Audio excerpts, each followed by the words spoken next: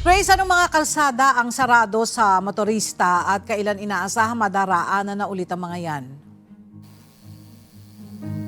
Yes, Ella, sa pinakabagong abiso ng DPWH CAR as of 8:30 a.m. kanina umaga, ilang pangunahing kalsada sa Cordillera ang hindi pa madaanan dahil sa mga pagguho at road obstructions.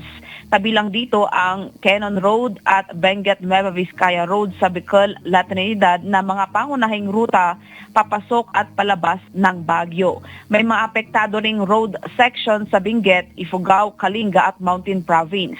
Sa ngayon, wala pang ibinibigay na tiyak na oras kung kailan muling bubuksan ang mga saradong road section dahil nakadepende ito sa clearing operations at pagpapanumbalik ng kaligtasan ng mga kalsada.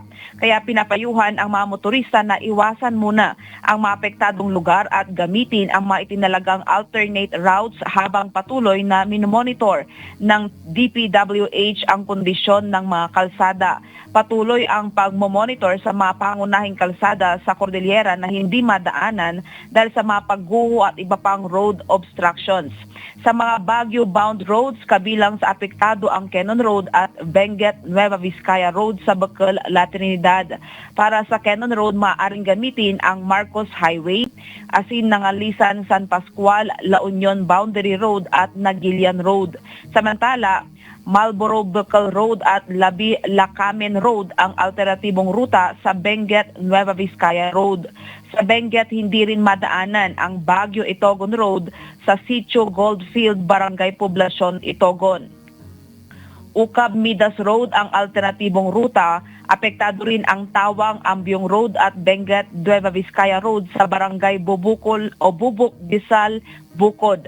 Samantala sa Abatan, Mangkayan, Cervantes Road sa Tabio, maaaring gamitin ng light vehicles ang Bayoyo Tabio Road habang Kulalo Bypass Road naman para sa heavy loaded vehicles.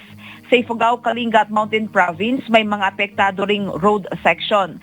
Sa Hapaw, Hongduan, Ifugao, hindi madaanan ang Banawe, Hongduan, Benguet, Boundary Road at maaaring gamitin ang Kiana, Tinok, Bugyas Road. Sa Dupligan, Tanudan, Kalinga, apektado ang Tabuk, Banawe via Tanudan, Barlig Road at maaaring gamitin ang Kudal, Pangol, Gombowe Road.